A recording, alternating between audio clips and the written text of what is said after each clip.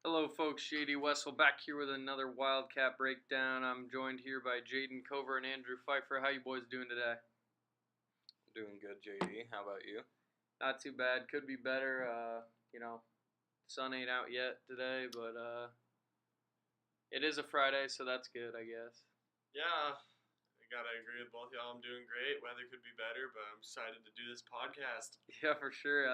So let's just hop right into it. Right now, the Wildcats are 7-8 on the season, boys. So they did have a bad record to start the year, but I think they're kind of coming together at this time. 7-8, not a bad record for Millard West. I mean, they're definitely putting together some winning streaks here later in the season, and they have a chance to win a big game tonight. What do you guys think? Absolutely. The way they've been playing for the past 3 weeks, I mean, this girls team is definitely turned around like mid-season, and heading into the postseason is definitely starting to show a lot of potential.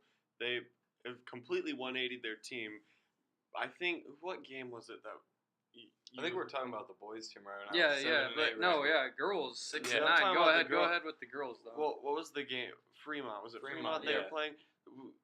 When they played Fremont earlier in the season, not only did they lose, they took a beating to Fremont, but Fremont doubled their score, and now this team was at one point ahead by 20 against Fremont, and eventually ended up winning. So just if they can do that to one team, there's no doubt they can do this to other teams. Yeah, for sure. But what I'd have to say about that is this team has become way more experienced over the past month or two into playing, and they've definitely got the team chemistry going. Jaden, go ahead though. With the girls, they were 3-9, no less than like a week and a half ago. Now they're sitting at 6-9, so they've gotten double the amount of wins they've had just in the last week and a half. And like we were saying in the Fremont game, they were able to close out a game which they've struggled with all year. It's been countless times we've been on the air and they've been up by 20, 15, and then the lead dwindles and they fall apart at the end. It happened against Millard South. It just seems to happen consistently to them. So I think it was important for them to not only get a win against a good team like Fremont, who now is 13-5, but they were able to close out a game in the stretch, come up clutch when they needed to. And let's not forget, Courtney Merriweather and Lauren Rongish are finally warming up for them. So could they be back by districts? I mean, we don't know yet, but it's looking promising. Yeah, we've seen them warming up before the games against Millard South and Elkhorn South, I believe. Both of them got some time to warm up, and I don't know if that was to get sort of an intimidation factor going with the game, just knowing that those two are suited up, or what it was. But yeah, those two, they've been warming up, but really there is no immediate knowing to when they will be back. Hopefully, again, they'll be back before districts to help Millard West. And I think having Courtney and Lauren, that would put them over the edge, to be honest. I think it would just take a little bit of time to get them into the rotation, which we can only hope that they can somehow be into the starting lineup here in the next coming weeks just to get them ready for districts and whatnot. But yeah, I think for those two, having them on the court, I think that could definitely put Millard West over the edge, over the hump of not only having a 500 record and better, but also maybe even making a run in state, because we know how good Millard West was when Courtney and Lauren were both on the court, which something we haven't seen in a while. But again, the Wildcats tonight taking on Marion, who is 11-6, pretty impressive record for them. And they're on a 4-game winning streak. Yes, for sure. And for Marion, Marion and Prep, these two teams, pretty much every year you're going to see them pretty high in the ranks. They've just got a lot of talent pretty much year in and year out for these guys. And for Marion, one thing I noticed about them is they're only averaging 52 points a game. The Wildcats averaging 54 a game. So, tonight we could be seeing a defensive battle. Millard South, a team that averages around 60 to 70 points a game, just given their skill talent. But for these two teams, we could be seeing a good one tonight. And not only that, but the one after that, Prep and Millard West. We could be seeing two games here at the Jungle tonight. And guys, for the girls, what do you think it'll take for them to get past this Marion team and continue their winning streak? A lot of it, I think, is going to have to go, involved with their defense. They're going to have to play lockdown and not allow those open shots, because that was one thing they definitely struggled with against Fremont. Even though they won the game, just allowing those extra shots to be made definitely gave Fremont the opportunity to come back and win that game, which is something they've struggled with in the past. So if I were the girls, if I were the Lady Cats, I guess I would definitely focus on our defense, wire down, and play all 4 quarters, and so that could probably guarantee you a win. For sure, and that's kind of really all you can do coming into a game where it's kind of a toss-up on who might win. It's weird saying that with Millard West being 6-9, but let's be honest, this girls team, they're a brand new team every single game, and we see something new every time. And another thing, Millard West only shooting, 39% on the season, but we always talk about it in game is the Wildcats' inability to get on streaks. Well, I mean they do go on streaks, but they can't really kind of get over the edge on teams. They have a lot of close battles, and they decide most of their games in the fourth quarter. Mm-hmm. So I think a lot is gonna come down to the play of Chase Fanstil. I know the game me and Andrew were calling against Fremont. She was on fire, and one thing that really impressed me is we all know about her as a scorer, and right now I think she leads the team in points, but her passing ability was probably the best I've seen it. She had 4 or 5 assists in the first half alone. She was not turning the ball over. We've seen a few times in games where she'll make questionable passes and they'll get intercepted, but she was making those same passes and they were right on the money against Fremont. So if she's feeling it offensively and can get things going, the Wildcats could put up 70 points. No, that's a good point, Jaden. I think you're definitely right about Chase Fanstil and her potential, and even the Lady Cats' potential at this point. I mean, there's only 4 seniors on the entire roster, 3 of which are injured. Lauren Rongish, Courtney Merriweather, and Gabby Cruz are all sitting out with injuries. And Nicole Ruby, she was out for pretty much the whole season. I mean, she just returned a couple weeks ago. I think Millard South was her return. Absolutely, Nicole Ruby's fresh off her feet, and it's kind of hard to find that senior leadership like there normally is on every team, which is why these juniors have stepped up. Like big names like Chase Fanstil and Taylor Farrell, and even Jenna Bahati, a sophomore who plays down in the paint. She shows off her height. She's been making big plays for these Lady Cats. I think for the future years to come, like next year and even the year after, this is going to be a standout team. With playing at the level they are now against these older opponents, then there's nowhere to go but up for this team. Yeah, for sure. And I was just going to sway into that topic. Where do you guys see the Wildcats in next year's and maybe the coming years for this Wildcats team? Where do you guys see them? Well, I mean, I think next year is probably their token spot. I mean, if you look at finishing around the state, because you got Chase Fanstil, he'll be a senior. Down in the post, you have Jenna Bahati, Hanaleo. They'll be juniors, but I think the one promising thing after Chase Fanstil leaves is there's a freshman right now getting a lot of minutes at point guard for the Wildcats, Mia Huffman. So I think that next year's going to be the year for the Wildcats. That's when they have the most prime players to where they're all in their. They're all older at the peak of their peak of their high school career. But you also got players that can cycle in the next couple of years. So it's kind of hard to tell. I mean, we thought this was going to be a great year going into it, but a couple injuries later, and we're sitting at 6-9. Yes, for sure. And I think for the Wildcats, if they can improve their scoring, like I was talking about with them, and put up more points, and I think their defense is phenomenal. I think both boys and girls teams have phenomenal defense. I think it's really just the scoring side of the ball for them where they struggle year in and year out. And I think for this girls team, having Chase Fanstil have constant points in the paint and having Taylor Farrell in the corner with the 3-ball, I think this Wildcats team, again, they are a team of sharpshooters when they have the open shot, but I think right now they're settling for bad shots, and really they just need, if they can get it together on the offensive side of the ball, this team can go as far as they'll let themselves go. And when they're on, this team can definitely hurt you.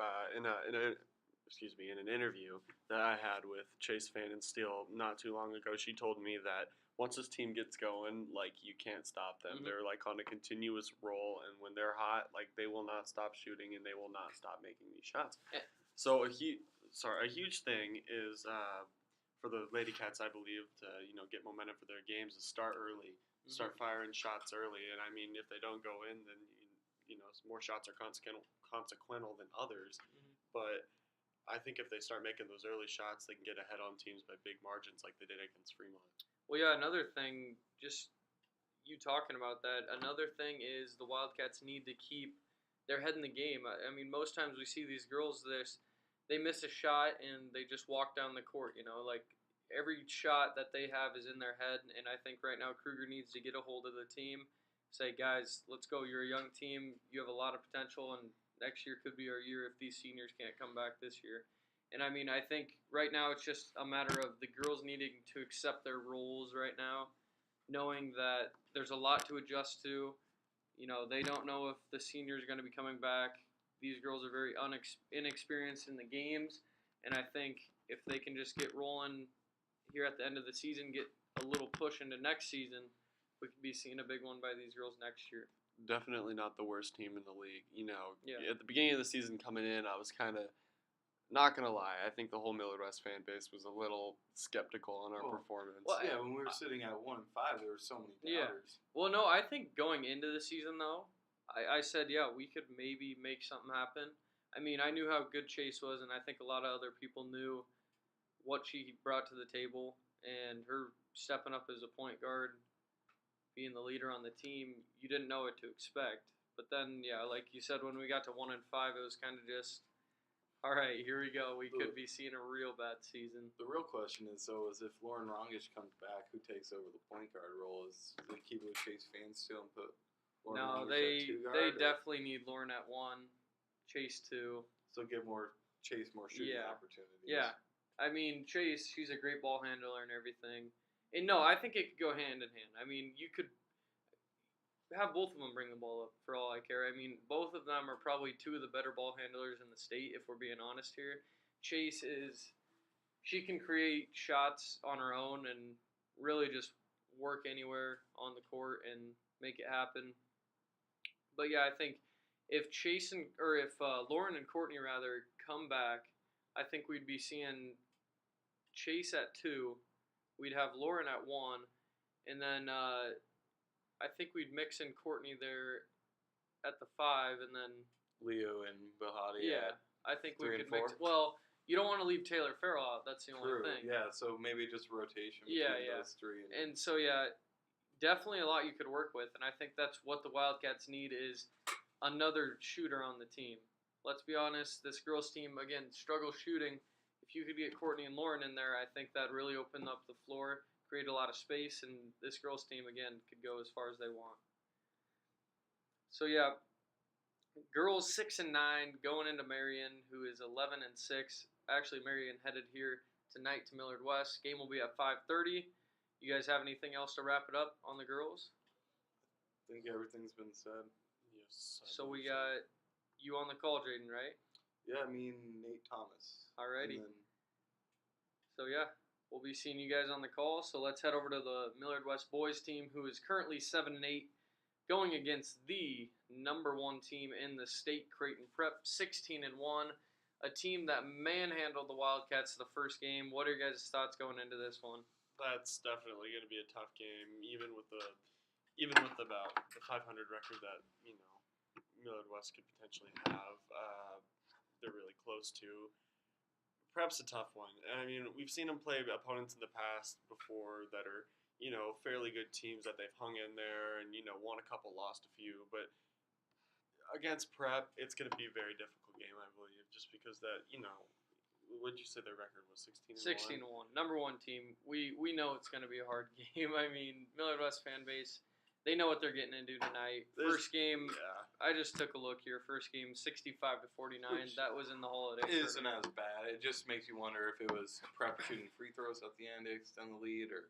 Well, I went to that game, and to be honest, it was as bad as it was, as the score indicated. Yeah, I mean, let's not sugarcoat it. It's Prep is a good team, and we all know that. Worse. Yeah, I mean, 16 points. I don't know if it could have. Prep did not miss a lot of shots. I believe if I was to tell you how well Prep shot, I'd say they probably shot over 70% from 3.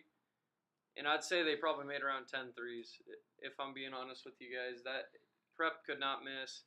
We know what they bring to the table. We know how well of a team they are.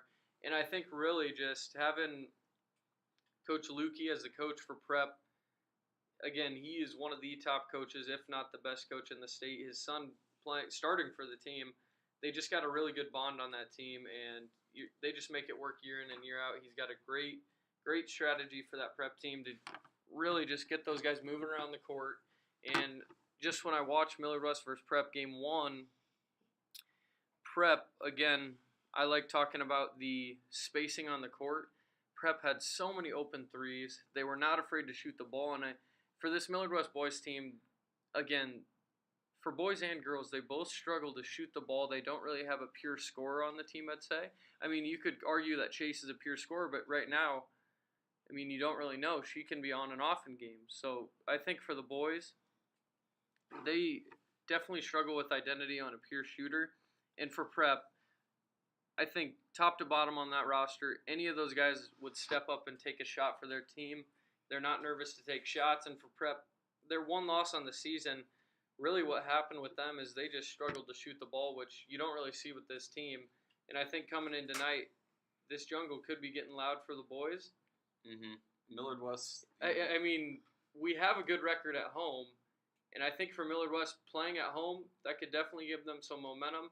Let's just hope the fans show out for this game because, you know, from what I've heard from Austin Harris, he says, yeah, we love the support from all the fans. That Millard South game, we definitely needed that. Otherwise, it wouldn't have been as close. What are you saying, Jay? And I think we always play teams close at home. There's something about, you know, our student section. It's that or just not playing away. I mean, playing away, I feel like we kind of just crumble into a ball and just go into a shell. Honestly, if you go by the state of who has the best student sections, Millard West, Creighton Prep. You could probably put Millard South in there. Yeah. They've gotten better over the years, but you got to give the credit on Millard West as a 7-8 team, and we still got people showing up to the game, which, you know, not many fans would do.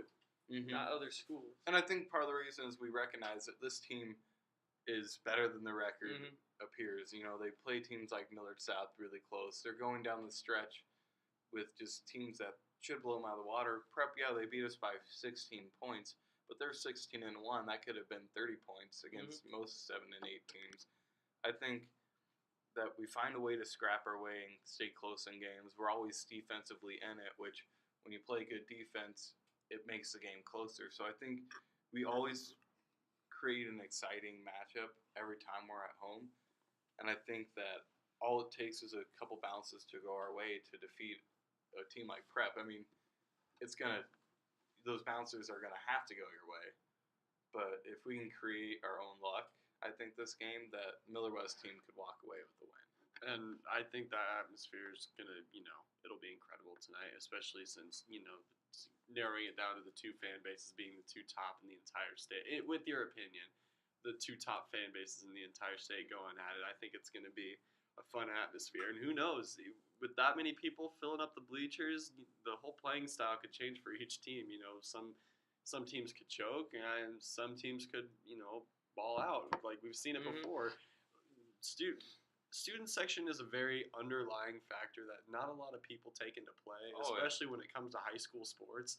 It's phenomenal. Like I remember when the difference between JV and varsity games, just coming from my perspective, I remember that I'd want to go a lot harder and I'd want to play a lot better at varsity games on Friday nights than I would waking up Saturday mornings, to a bleacher, to like sections filled with parents. Yeah, you can definitely. It's something you can feel in your body, and especially like you can feel like it's adrenaline. You have the adrenaline pumping.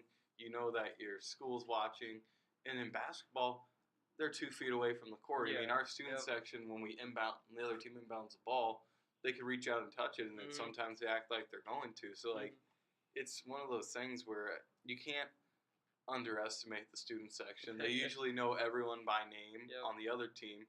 So if Creighton Prep misses a shot today, they're going to hear about it the rest of the game. And so I think for Creighton Prep, if you're walking into this, how are you going to respond to adversity? I mean, if things don't go your way out of the gate, are you going to be able to control your emotions and, not want to, you got to be able to channel it and not, throw frustration, slam a ball down, and get a technical or something. You know that you're going to get chained at by the student section. Yeah, that's true. Sometimes student sections can be pretty ruthless, and that's why keeping your poise is probably really important, especially for especially for not bashing on them, but especially for Creighton Prep. I know that our school likes to mess with them particularly, but I don't know if you guys heard, but tonight's theme is the frat out. So just so, to go off of Just to go. yeah. But yeah, so Creighton Prep again, 16-1, number 1 team in the state. They're looking hot this season. They look like the favorite. But then right behind them is Lincoln East. What are your guys' opinion on them? They just lost to Millard South 58-51 last week. Do you guys have anything to say about Lincoln East? I mean, Coming from Lincoln, I mean, they're a good basketball team, but I don't think they're anything special looking forward into the postseason. I mean, don't get me wrong. I think they are good, but losing to Millard South isn't, real championship teams. What's Millard South ranked? they're the third team. They're third or fourth. Okay, so depending on how maybe we it are. was. I think Millard South might be making it to the finals. Millard South might be better than we thought, but Lincoln, what was it? Lincoln Southeast. Yep. They No, Lincoln East. Lincoln East. Lincoln East was undefeated. Went to Millard South. Traveled to Millard South. And that's a tough On environment. a Friday, yes. I think, not to interrupt you, Andrew, but I think any of the top 4 teams with Lincoln East, Millard South, Omaha Central, Creighton Prep, trying to separate and you could them. maybe toss in Burke. Yeah, you I mean, there are a lot they of won teams the- that can contest. They made it to the holiday tournament. I think or the finals, I think with any of those teams, trying to separate them, you're splitting hairs. Like, especially when you get the one-on-one matchups, which it turns into come state time, your records are thrown out the window. All it matters is winning that game. It's not like the year when Omaha South just completely demolished everyone, went undefeated, I believe, and won it all. I believe they won it 5 out of 6 years. They won, back in 08 and all that. Yeah, they had that run where it was. We went into a game at Pinnacle Arena. I remember my sophomore year, and we watched Omaha South completely. Oh yeah. Yeah, they just demolished us. Yes. In warm-ups, I was looking at it, I'm like, yep, this is not going to end well. They're just I faster. think I might have been at that game too. Yeah, it just, we don't have that team this year. There's not a team where it's like, just back clear away. favorites. It's not like, Omaha North used to be in football. Or even Creighton Prep back in the day in football. It's truly, separating these teams is so hard, and I think it's all just going to come down to who has the better game, who's shooting well, who's closing out on shooters well. It's hard to judge. I got a question for you, JD. Your top 4 teams, I mean, this is kind of a fun question, honestly, but the top 4 teams, Creighton Prep, Lincoln East, Millard South, and Omaha Central, possibly Omaha Burke, right? I believe Millard South is ranked 4th right now. If you were to compare those top, I know we did this with football too. I know if you were to compare those top 4/5 teams to any college team out there right now, what position would you put those in and why? Are you saying with like just the top 4? Yeah.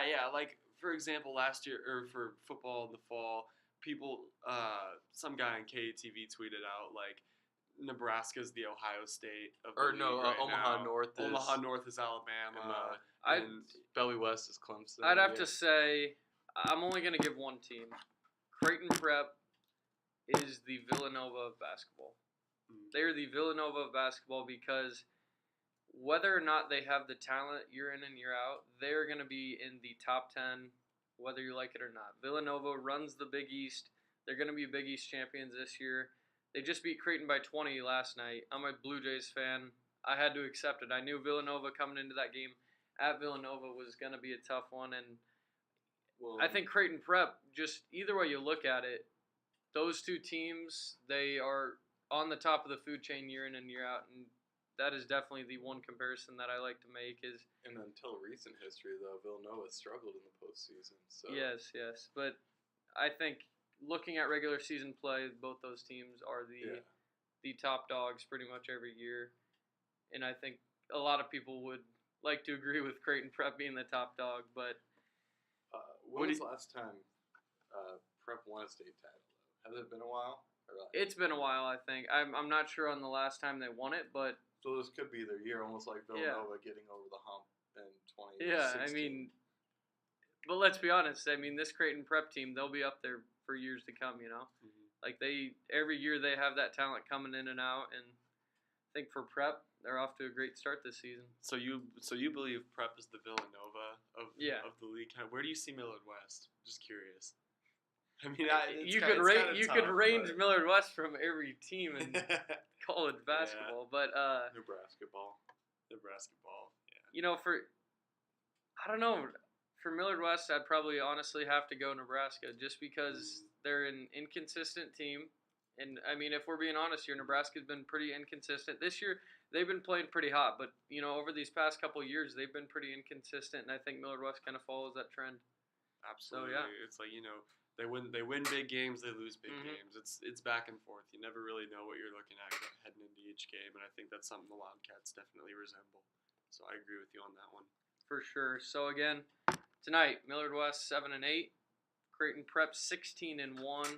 Give your guys' last opinions on what we could be seeing tonight and what Millard West has to do to stop this Creighton Prep team.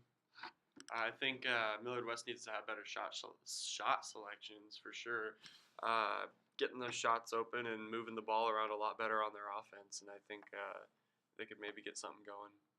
Keep it close in the first half. If you can keep it close in the first half, make sure you're in striking distance. They don't really have the shooters to come from behind and big or against teams that also can shoot. I think that they're not going to be able to match them point for point. So they've got to get stops early and turn it into a defensive game as quickly as they can.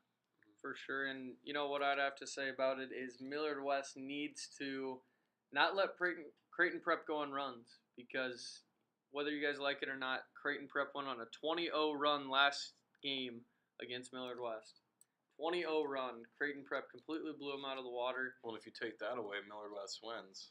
Yeah, I mean, they need to stop Creighton Prep from streaking, and another thing is they need to stop the three ball. Creighton Prep is a very good three-point shooting team, and I think we could definitely see some of that tonight from the Blue Jays. And Jaden so, and yeah, Alan will be on the call. You guys are on the call? Yes. Yeah, alrighty. So, Jaden and Andrew, you guys are on the call. We'll be seeing you guys tonight. Absolutely. I think this is all we got. What do you guys think?